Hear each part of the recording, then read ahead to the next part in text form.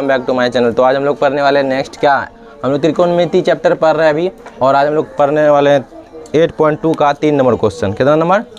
3 number question. इससे पहले जो 2 नंबर का क्वेश्चन था वो बस मान रखने वाला था। 3 नंबर सवाल क्या कर रहा है, पहले हम लोग सवाल समझे। कह रहा है यदि tan a प्लस बी बराबर √3 है, tan a प्लस बी बराबर कितना है? √3 है, और tan a माइनस बी बराबर 1/√3 है, और जो कह रहा है ए बी का मान, ए प्लस बी का जो मान होगा 0 से बड़ा और 90 के बराबर या 90 से छोटा, 90 के बराबर या 90 से, ये बराबर का सिंबल, ये है छोटा का सिंबल, यानी ए प्लस बी का मान 0 से तो बड़ा होना चाहिए, लेकिन 90 से छोटा या 90 के बराबर होना चाहिए, 90 से छोटा या 90 के बराबर होना चाहिए। और कह रहा है ए जो है बी से बड़ा है, ए जो है क्या है, तो ए और बी का मान निकाले, ए और बी का मान। तो चलो क्या दिया हुआ, tan a प्लस बी बराबर √3, रूट कितना 3, tan a प्लस बी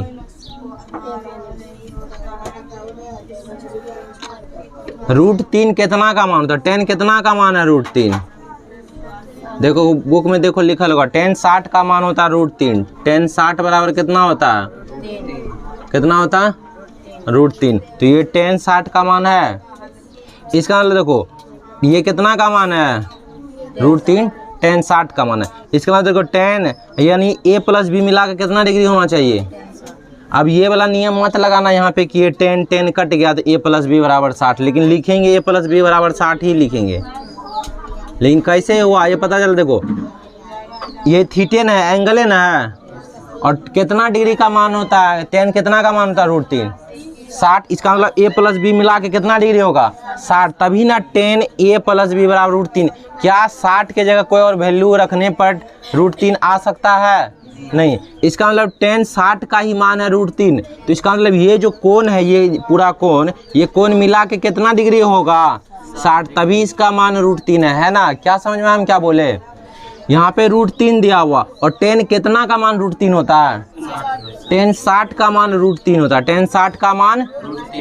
इसका मतलब a प्लस बी मिला करके कितना होना चाहिए, 60 होना चाहिए, प्लस बी मिलाकर कितना होना चाहिए, 60 होना चाहिए। ठीक है, ये हो गया समीकरण 1, इसको मान सकते हैं। इसी प्रकार a minus b, a minus B,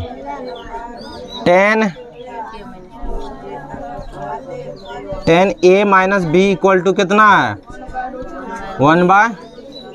अब ध्यान से देखो tan a माइनस बी और 1/√3 कितना का मान पता है, tan 30 का मान, tan 30 कितना होता है, बुक में देख लेना, 1/√3 का मान कितना होता है, नहीं tan 60 का 30 का मान होता है 1/√3। और एक बात ध्यान से देखो, ये कह रहा है 1/√3 जो होता है tan कितना का मान होता है 30 का, tan 30 का मतलब ये a प्लस बी मिला माइनस बी मिला के कितना डिग्री होना चाहिए, यानी a माइनस बी होना चाहिए कितना, तभी ना tan a माइनस बी मतलब tan 30 है ना, तभी ना मान होगा 1/√3। क्या दूसरे का मान हो सकता है?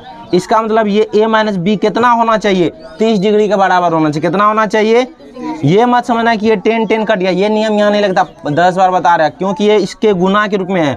कभी ऐसा होता है ना x गुना 2 बराबर x गुना y होता है ना, तो ये x कट गया तो y बराबर 2, लेकिन यहाँ ऐसे नहीं होता है। ठीक है, लिखेंगे हम लोग वही, पर वैसा होता नहीं है, कटता नहीं है, ये कट नहीं रहा, तुलना कर रहे हैं। क्या कर रहे हैं हम लोग, तुलना कर रहे हैं।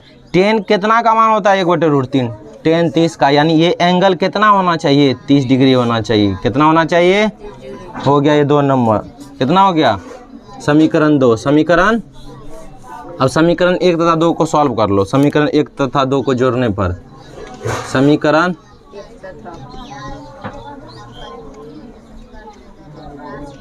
को क्या कर दें, जोड़ने पर जोड़ेंगे तो क्या हो जाएगा, a प्लस बी बराबर है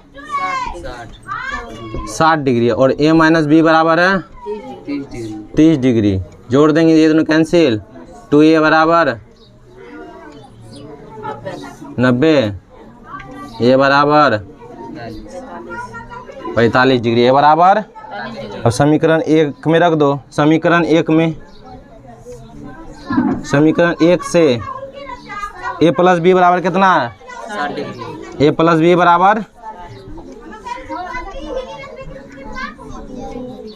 बी बराबर 60 माइनस ए लिख सकते हैं, 60 डिग्री माइनस ए।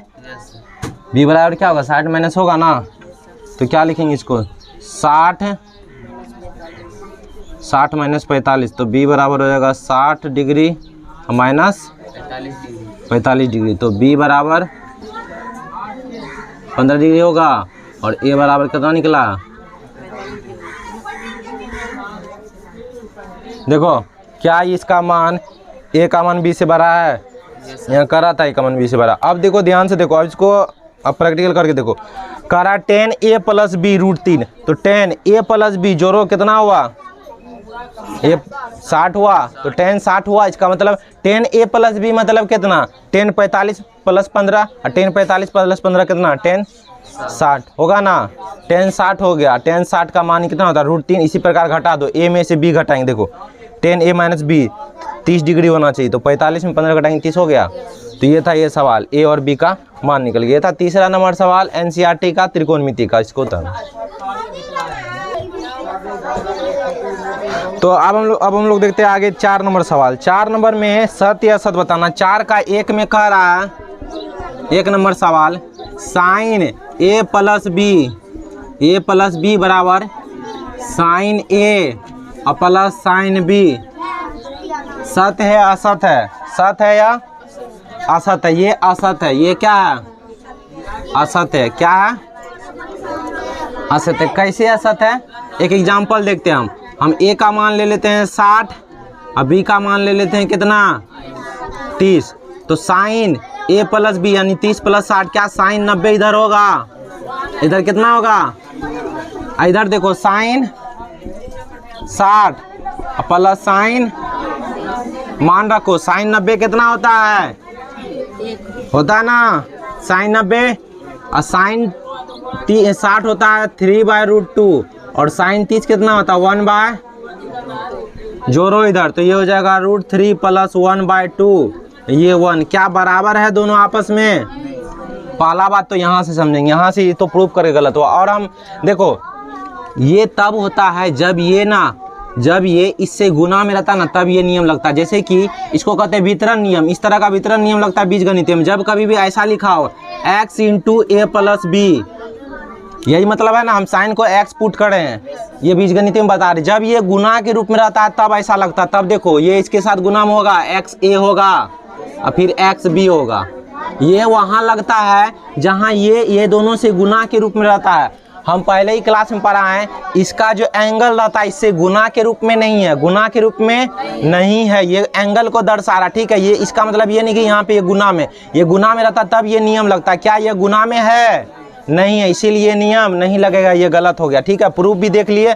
और ऐसे ये बीजगणित में होता है, जब यहाँ पे कोई संख्या रहता है ना तब ऐसा नियम होता है, ठीक है। तो ये क्या हो गया, गलत हो गया। ये क्या हो गया, गलत हो गया। अरे वीडियो में नहीं चालू, हाँ तो वो वाला भी बता दिए करे में, हाँ वे रोको इतना लंबा वीडियो। तो पहला क्या हो गया, असत हो गया, पहला असत हो गया, पहला क्या हो गया, असत हो गया। इसी प्रकार दूसरा क्या है, दूसरा कह रहा है थीटा में वृद्धि के साथ साइन थीटा में भी वृद्धि होती है। यानी कह रहा है थीटा का मान अगर बढ़ेगा तो साइन थीटा भी बढ़ेगा। तो ध्यान से देखो, इसको देखने के लिए हम लोग को एंगल देखेंगे।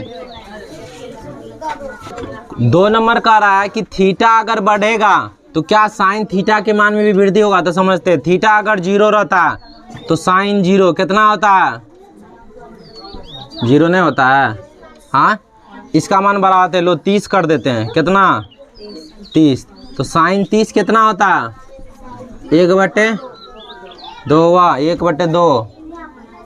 अब 45, थीटा का मान 45 कर दो तो कितना हो जाएगा साइन 45,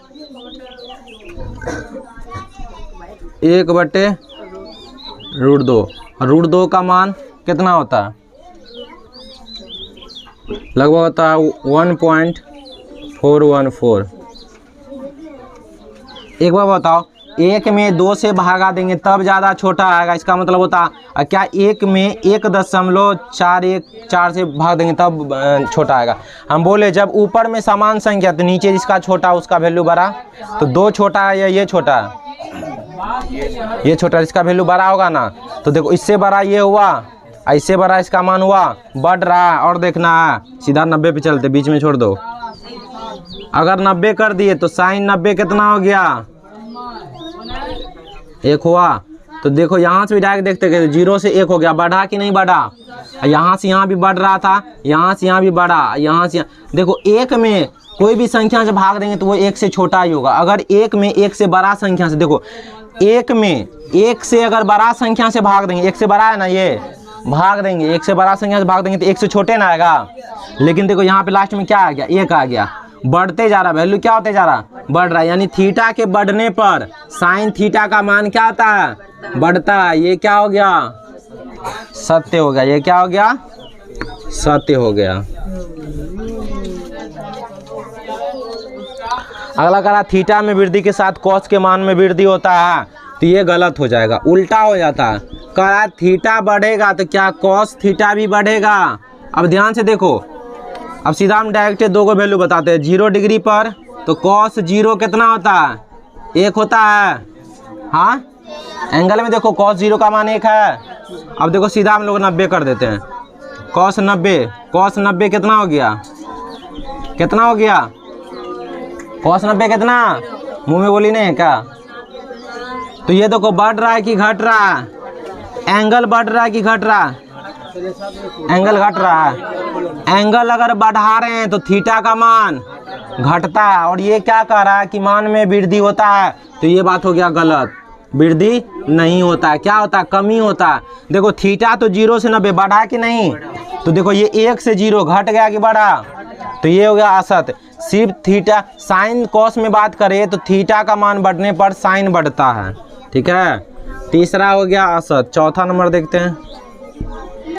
चौथा कह रहा है थीटा के सभी मानों पर साइन थीटा बराबर कॉस थीटा, यानी थीटा का कोई भी मान रखेंगे साइन थीटा बराबर कॉस थीटा असत है। ये सिर्फ 45 पर बराबर होता है। कितना पर रे, सिर्फ साइन 45 बराबर कॉस 45 होता है। इसी पर ना दोनों का मान 1/√3 1/√2 है। यहीं बराबर और कहीं बराबर है क्या, नहीं। तो ये सब एंगल से याद रखेंगे। कह रहा सभी मानों पर बराबर होगा, थीटा का कोई भी मान रखेंगे तो बराबर होगा, नहीं होता, बराबर नहीं होता है। थीटा का मान दोनों में 1 रखने पर बराबर नहीं। ये भी क्या हो गया, असत हो गया। अब हम लोग देखते हैं लास्ट नंबर, 5वां नंबर। कह रहा है a बराबर 0 डिग्री, तो कॉट ए परिभाषित नहीं है। परिभाषित नहीं, जिसमें लिखे थे ना इन्फिनिटी अनंत, उसी को कहते हैं परिभाषित नहीं। तो कॉट अगर a बराबर 0 है, a बराबर, तो कॉट ए बराबर अनंत होगा। अब इसी को कहते हैं परिमित नहीं, मतलब अपरिमित। परिभाषित नहीं मतलब इसका कोई मान नहीं है। तो कॉट 0 बराबर इन्फिनिटी है क्या, हाँ। कॉट 0 बराबर, कॉट बराबर फॉर्मूला क्या होता है कॉस बटे साइन, कॉस 0 बटे साइन 0 होगा क्या। और कॉस 0 कितना होता है 1, और साइन 0 0, तो बराबर अनंत। तो ये बात क्या है, सत्य है। तो 5वां नंबर भी क्या हो गया, सत्य हो गया। तो इस प्रकार ये लेसन 8.2 कंप्लीट हो गया। आगे हम लोग पढ़ेंगे पूरक कोण के बारे में अगले क्लास में। आज के लिए इतना ही, मिलते हैं अगले वीडियो में, तब तक के लिए धन्यवाद।